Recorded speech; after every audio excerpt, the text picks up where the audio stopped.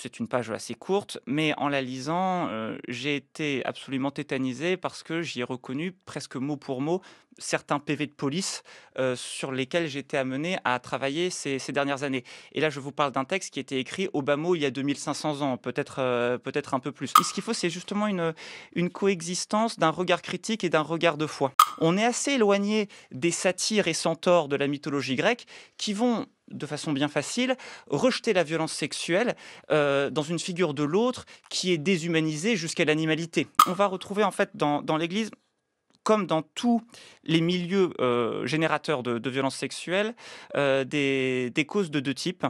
D'une part, des causes qu'on pourrait appeler organisationnelles, donc typiquement l'exercice des rapports de pouvoir ou les phénomènes d'entre-soi qui permettent aux agresseurs d'enfermer leurs victimes dans des horizons restreints. Et puis, il y a aussi des causes qu'on peut qualifier de morales ou culturelles, des représentations collectives de ce que c'est que la violence, de ce que c'est que la sexualité, de ce que c'est que le masculin et le féminin, qui vont objectivement être utiles aux agresseurs sexuels et nuisibles à leurs victimes. Dans le sillage des rapports sauvés et du travail de la SIAZ, l'Église catholique mène une politique de réparation financière. C'est la raison d'être de l'INIR, l'instance nationale indépendante de reconnaissance et de réparation, qui a rendu aujourd'hui quelques conclusions de son travail de ces 3 dernières années. Si la réparation financière semble être un enjeu important, décisif même pour ces 330 000 victimes, nombreuses sont celles qui alertent sur la permanence des violences et sur le manque de remise en cause de l'institution. Alors d'où vient cette culture du silence qui semble intrinsèque à l'Église? Cette vision découle-t-elle réellement des textes ou bien de la culture catholique qui s'est forgée au cours des siècles? Pour y répondre, pour tenter d'y répondre, un invité, Mathieu Poupart, bonsoir. Bonsoir, merci. Vous êtes cofondateur de l'association Agir pour l'Église et vous avez notamment mené pour la conférence des évêques de France des groupes de travaux sur les causes culturelles et morales de la violence sexuelle dans l'Église, et vous êtes l'auteur de cet ouvrage intitulé Le silence de l'agneau, la morale catholique favorise-t-elle la violence sexuelle? Un ouvrage qui a paru aux éditions du Seuil. Merci d'être venu sur France Culture.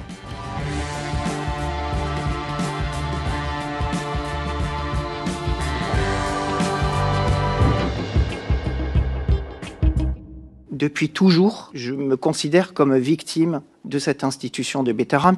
Je suis rentré donc à Bétharram, j'avais 10 ans. Et ça a été une période extrêmement difficile parce qu'à Bétharram, c'était la terreur. Et personne ne pouvait imaginer que nous étions dans des mains à la fois de prêtres agresseurs. J'ai ici d'ailleurs, sur les 70 dernières années, tous les prêtres, tous y sont agresseurs. Tous ces prêtres directeurs.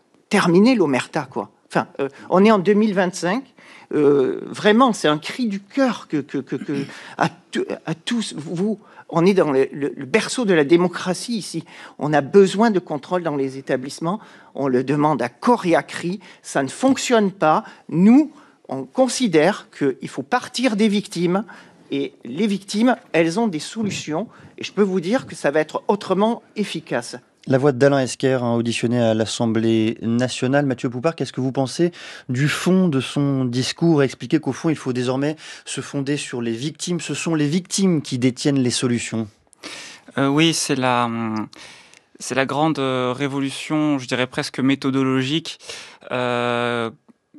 qu'ont entreprise en fait toutes les personnes qui travaillent sur ce type de violence dans l'Église et dans d'autres milieux, sport, cinéma, etc. C'est justement le fait d'intégrer ce qui a été qualifié parfois de savoir expérientiel, voire d'expertise des victimes, pour se mêler, on va dire, aux autres disciplines qui permettent d'éclairer ces phénomènes. Alors, selon un rapport dévoilé aujourd'hui, je le disais, depuis 2022, près de 1600 victimes de pédocriminalité dans l'Église ont saisi l'instance nationale indépendante de reconnaissance et réparation. À quoi cette instance peut bien servir? À quoi doit-elle servir?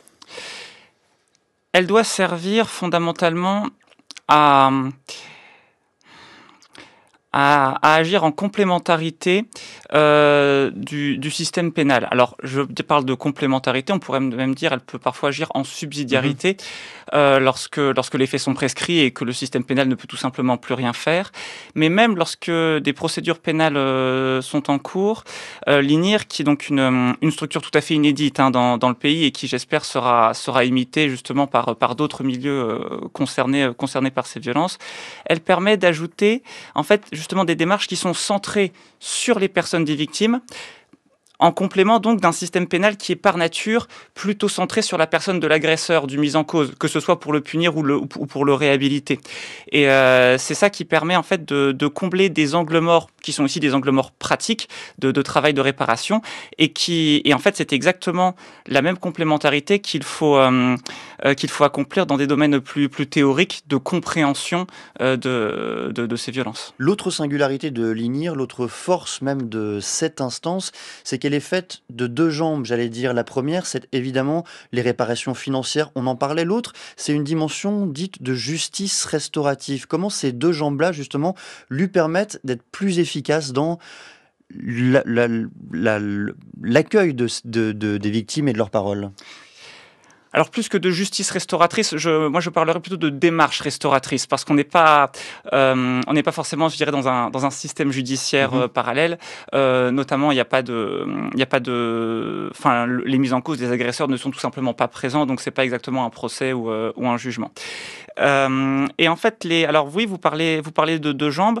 On pourrait dire en fait que la dimension financière, elle est intégrée à la dimension restauratrice de façon générale, et elle est alors très largement présente. Il y a simplement une petite minorité de victimes qui choisissent de ne pas demander d'argent. Pour la grande partie, ça en fait partie. Pour la grande partie des victimes, la dimension financière fait partie de la démarche. 97% même des Exactement. victimes demandent une réparation financière. Voilà, alors, il faut aussi penser à ces 3% pour qui il n'en est pas question. Mais voilà, de fait, c'est le choix très, très largement majoritaire. Pour les autres, de façon générale, ces démarches restauratrices, en fait, on retrouve la même chose. C'est le fait de se remettre soi-même au centre de son histoire, d'attester qu'elle a eu lieu et de porter un bilan sur les conséquences très longues et très lourdes qu'elle a eues dans une vie entière. Je voudrais vous lire un extrait d'un article de La Croix qui met peut-être en lumière une ambivalence quant à cette institution. Documenter le travail de l'INIR, c'est continuer de plonger dans l'abîme de ces vies détruites, des existences éventrées par les addictions, les dépressions, marquées par des vies conjugales et professionnelles erratiques et un rapport à Dieu blessé. Mais c'est aussi la possibilité de témoigner d'une initiative inédite en France, une institution, l'Église catholique, qui, en finançant à hauteur de 20 millions d'euros à ce jour cette instance indépendante, cherche à réparer ses fautes et les personnes. Fin de citation. Est-ce que vous êtes d'accord avec le fait que l'Église a vraiment démarré ce travail justement visant à réparer ses fautes et les personnes? Alors oui, on peut incontestablement dire qu'elle l'a démarré. Ça pourrait être une discussion entière que de voir dans quelle mesure est-ce que les démarches entreprises sont suffisantes, insuffisantes, comparées aux moyens dont dispose l'Église et le reste de la société. Je trouve extrêmement juste le ton de l'extrait que vous venez de lire, ce mélange de ténèbres et de lumière, à la fois le constat des abysses infernales dont on part, et en même temps, quelque chose qui a aussi été évoqué donc, ce matin durant la conférence de presse de l'INIR par une des victimes présentes, qui s'est réjouie d'avoir le sentiment de participer à une révolution de l'écoute et une révolution de la prise en compte des victimes dans leur réparation. J'aimerais vous faire entendre la voix de Jean-Marc Sauvé, président de la commission indépendante sur les abus sexuels dans l'Église. Il s'exprimait le 8 octobre 2021 sur France 24. La responsabilité de l'Église catholique est plus globale et elle est plus diffuse. L'Église n'a pas été en capacité de voir et d'entendre. Elle n'a pas voulu, pas pu, pas su capter les signaux faibles qui émanaient des victimes.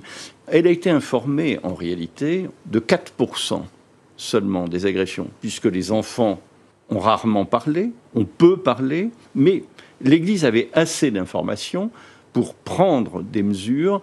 Elle a surtout, en réalité, pendant très longtemps, cherché à se protéger, à protéger sa réputation. Et elle n'a pas su notamment mettre les enfants hors de la portée des prédateurs. Elle n'a pas su non plus prendre toutes les mesures de prévention qui s'imposaient. Et donc, nous disons qu'il n'y a pas eu d'entreprise criminelle avec des réseaux de complicité, mais qu'il y a en fait tout un ensemble de défaillances, de négligences, de défauts de vigilance qui conduisent, même en l'absence de fautes personnelles caractérisées, à dire que l'Église catholique est responsable à la fois collectivement et aussi individuellement vis-à-vis de chaque victime. Comment est-ce que vous expliquez, Mathieu Poupart, dans votre démarche, avec le recul par ailleurs que vous avez sur ces affaires-là, comment est-ce que vous expliquez que la loi du silence traverse l'institution catholique, l'Église dans son ensemble ?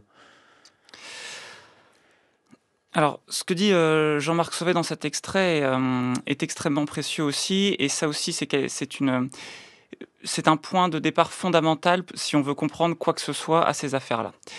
Une agression sexuelle, c'est jamais un jeu qui se joue à deux entre un agresseur et une victime. C'est toujours en fait un jeu qui se joue à trois entre l'agresseur, la victime et son contexte communautaire qui est toujours présent. Et s'il est présent par son absence, c'est parce qu'il a choisi d'être absent. Et donc c'est toujours effectivement ce contexte communautaire qui va justifier le cadre ou l'absence de cadre où la victime et l'agresseur se rencontrent.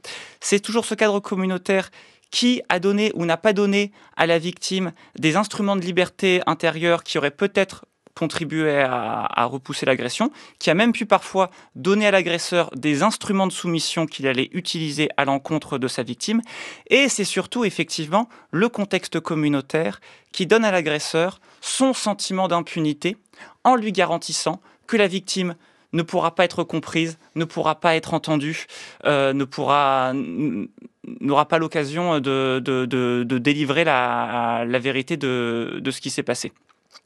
En ce qui concerne l'Église catholique plus particulièrement, on va retrouver en fait dans l'Église, comme dans tous les milieux générateurs de violences sexuelles, des causes de deux types.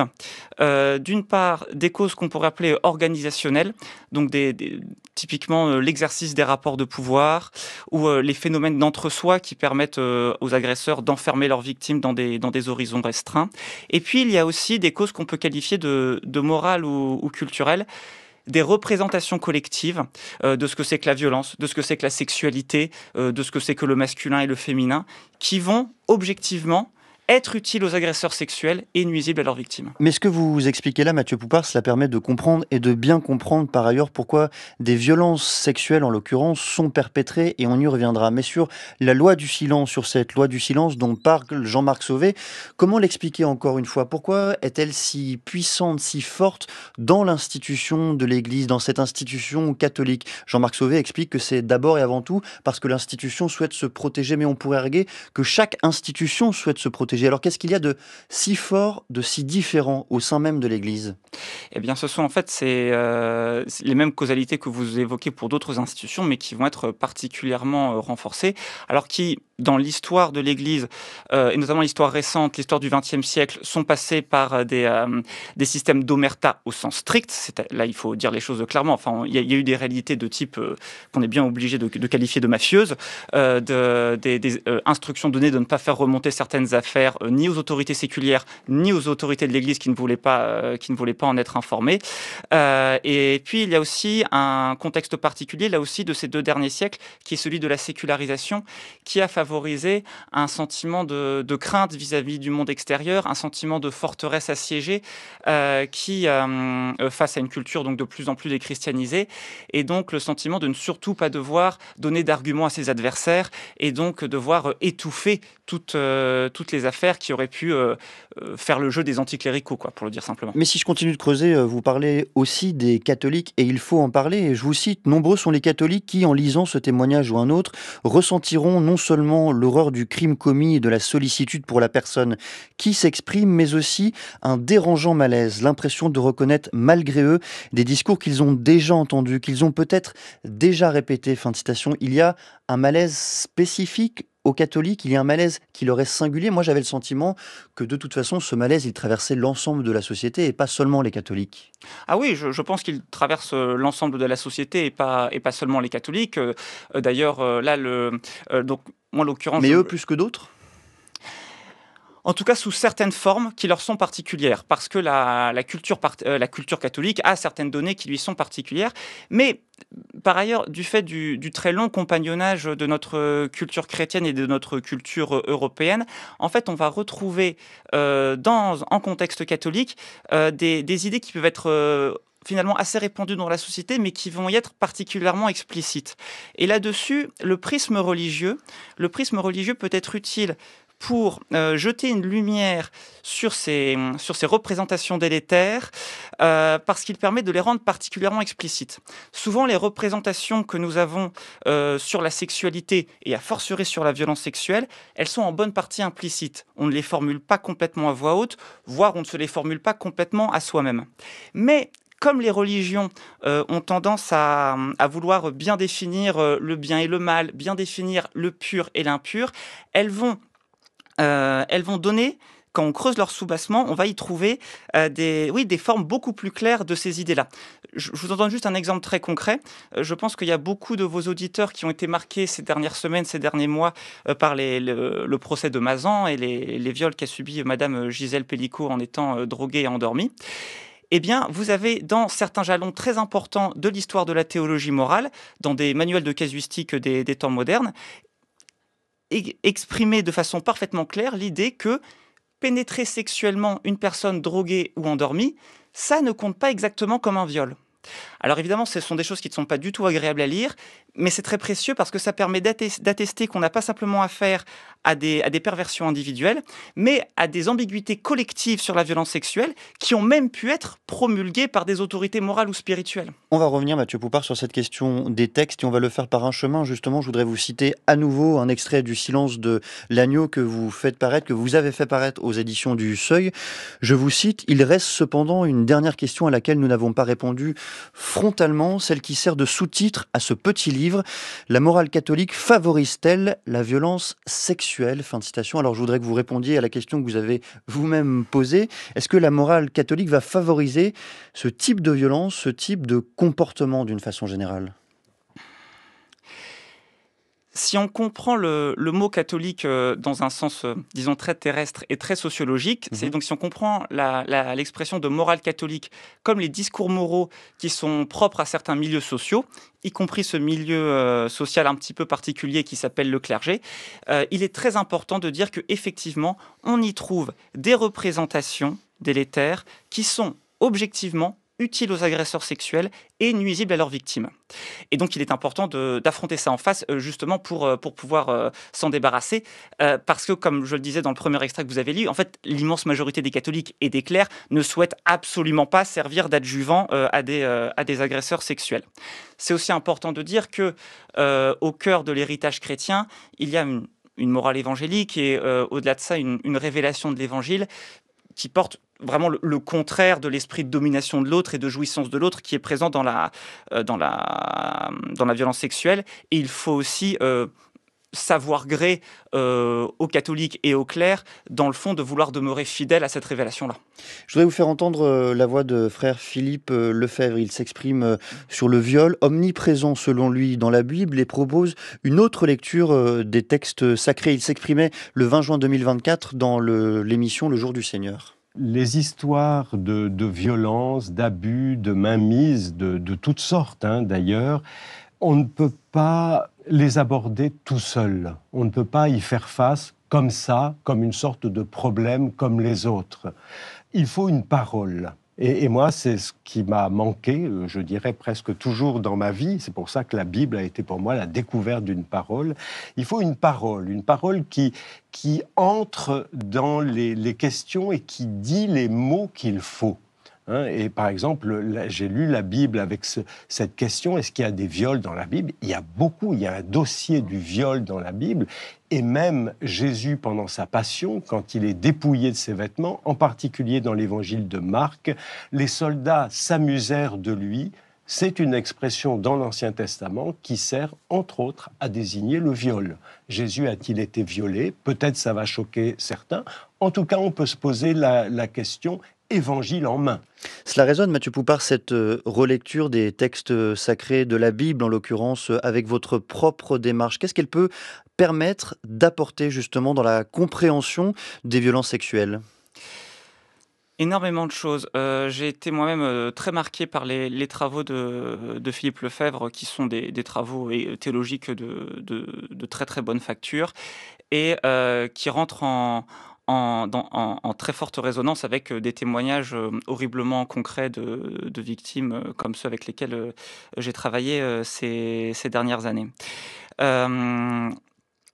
Donc, Et la première chose que ça nous apporte finalement, c'est de nous dire qu'on n'avait vraiment aucune excuse pour être aussi aveugle à ces choses-là, puisqu'en fait, ça fait littéralement plus de 2000 ans qu'on est finalement parfaitement au courant de la façon dont ça fonctionne, y compris dans des sociétés qu'aujourd'hui nous qualifierions volontiers d'archaïques, et qui avaient notamment des conceptions juridiques qui nous paraissent bien faibles pour lutter contre ça, mais qui pourtant, dans leurs expressions littéraires et religieuses les plus élevées, portaient des regards d'une très forte acuité sur la violence sexuelle.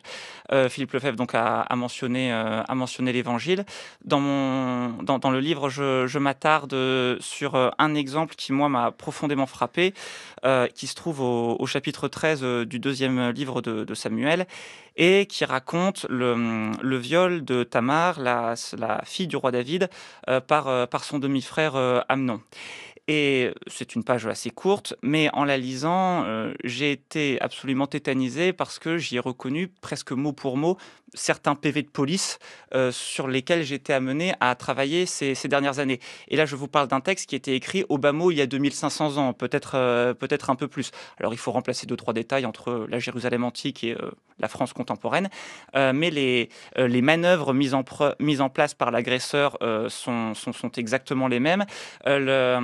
Les sentiments qui vont frapper la victime dans les instants qui vont suivre le viol, puis dans les semaines et les années qui vont suivre, sont aussi très bien évoqués. C'est tout à fait saisissant. Mais est-ce que là encore c'est si spécifique, j'allais dire, à ce texte-là en particulier, à la Bible et aux histoires qui la traversent? Quand on regarde par exemple, ou quand on s'intéresse à la mythologie grecque, là encore les viols sont à peu près partout. Zeus passe son temps à violer des humaines, des terriennes, des femmes qu'il désire.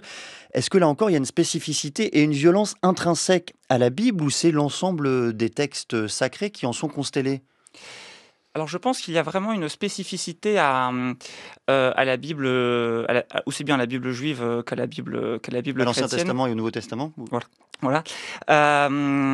Qui est justement cette idée que la révélation de la vérité passe par la souffrance du faible. C'est une idée quand même très spécifiquement chrétienne, Mhm. et qui est déjà présente dans l'Ancien Testament. Et typiquement, par exemple, là, je vous ai mentionné le viol de la fille de David. Ce qui est très frappant, c'est que là, le violeur, c'est son frère. Et en l'occurrence, ce n'est pas n'importe lequel, parce que c'est celui qui est, à ce moment de l'histoire, le prince héritier du trône. Et donc là, dans un texte qui est pourtant issu de chroniques royales qui sont censées faire un petit peu l'apologie de la famille royale, on nous signale bien que l'agresseur surgit par excellence du cercle familial, du cercle le plus proche, et d'une position de pouvoir. On est assez éloigné des satires et centaures de la mythologie grecque qui vont, de façon bien facile, rejeter la violence sexuelle dans une figure de l'autre qui est déshumanisée jusqu'à l'animalité. Vous voyez bien. Et donc là, je pense qu'il y a vraiment dans une spécificité de la sensibilité biblique au cours de ces siècles de rédaction, de réception, oui, d'une parole de victime, alors qu'il ne va pas être une parole directe parce que ce ne sont pas elles qui tiennent la plume, mais d'une imprégnation de l'expérience des victimes dans le texte saint lui-même. L'autre singularité que vous pointez, Mathieu Poupart, dans ce livre intitulé Le silence de l'agneau, c'est peut-être ce qui est au cœur de la morale chrétienne. Les filles, les femmes sont vues et perçues comme des tentatrices, lorsque les garçons eux-mêmes sont perçus comme des êtres faibles. Comment justement cet alliage-là favorise là aussi, selon vous, une culture de la violence sexuelle? Alors, cette conception que vous mentionnez, donc de la fille séductrice Et de l'homme faible? et de l'homme faible, ça je prends bien la peine de le préciser, c'est en fait une conception qui est tout à fait moderne, au sens strict, c'est-à-dire qu'elle est postérieure à la Renaissance. Comprendre en quoi elle est nocive est assez simple. Et d'ailleurs, c'est important de dire que ça ne va pas simplement se retrouver dans des agressions de femmes, mais aussi dans des agressions de jeunes garçons. Elle date de la modernité, je me permets de vous couper, elle date de la modernité, mais elle est fondée sur l'interprétation et une certaine interprétation des textes. Bien sûr. Mais de fait, pendant la totalité de l'Antiquité du Moyen-Âge, ce n'est pas ainsi qu'on a interprété les textes. C'est important de le dire, c'est ensuite qu'ils ont été interprétés de cette façon. Alors évidemment, c'est tout à fait délétère, parce que, en fait, le discours sur la femme, en contexte religieux, sert plus globalement à désigner la posture qui est vue comme sexuellement passive. c'est une vision de la féminité qui est hautement critiquable, mais c'est vraiment ça qui sert de toile de fond. Et donc, lorsqu'on parle de la femme séductrice, ce qu'on parle, c'est d'un objet séduisant en étant passif. Ce qui est extrêmement pervers, parce qu'en fait, c'est concrètement la personne qui ne fait rien qui est vue comme responsable du surgissement de la promiscuité sexuelle. Et à l'inverse, l'homme faible, eh bien, c'est celui qui est traditionnellement vu comme actif, c'est celui qui pose l'acte sexuel, qui est de façon perverse décrit comme passif, parce qu'il serait passif face à un désir qu'il serait incapable de contenir. Et c'est important justement de dire que pendant toute l'Antiquité et le Moyen-Âge, le discours était inverse. Alors, non sans machisme, on estimait que c'était les femmes qui avaient plus de faiblesse face à la concupiscence, je termine juste ça, excusez-moi, et que c'était les hommes qui avaient plus de facilité pour contenir les choses. Ça pouvait aussi avoir certains effets pervers, mais en tout cas pas les mêmes que ceux d'aujourd'hui, et ça doit servir à dépouiller les discours que vous citiez de leur prétention à une certaine traditionnalité, parce qu'en fait ça n'a rien de traditionnel. D'un mot, Mathieu Poupart, quel travail on entreprend même pour sortir de ce type de lecture-là, pour tenter de lire les textes autrement ou avec, j'allais dire, un regard critique? Vous avez Plus encore d'ailleurs quand on a la foi. Oui, bien sûr. La réponse se trouve dans votre dernier mot, c'est ce qu'on appelle la critique. Et c'est ça qui est important. Alors, vous avez bien mentionné, effectivement, ce qu'il faut, c'est justement une coexistence d'un regard critique et d'un regard de foi. Parce que finalement, une critique extérieure va aboutir à la conclusion particulièrement percutante qu'il n'a qu'à se débarrasser de ces institutions religieuses et le problème sera réglé. Je pense que l'Église catholique n'est pas prête de disparaître, en tout cas pas dans un avenir proche, donc de toute façon, ce n'est pas une solution efficace. Et donc, ce qu'il faut, c'est réussir à avoir une sorte de souci intérieur de l'orthodoxie, tout en ayant un regard critique qui permette de renouveler ces lectures et de les renouveler dans une fidélité à leur véritable tradition. Le silence de l'agneau, c'est aux éditions du Seuil. Merci beaucoup, Mathieu Poupart, d'être venu ce soir à Question du Soir. Merci beaucoup.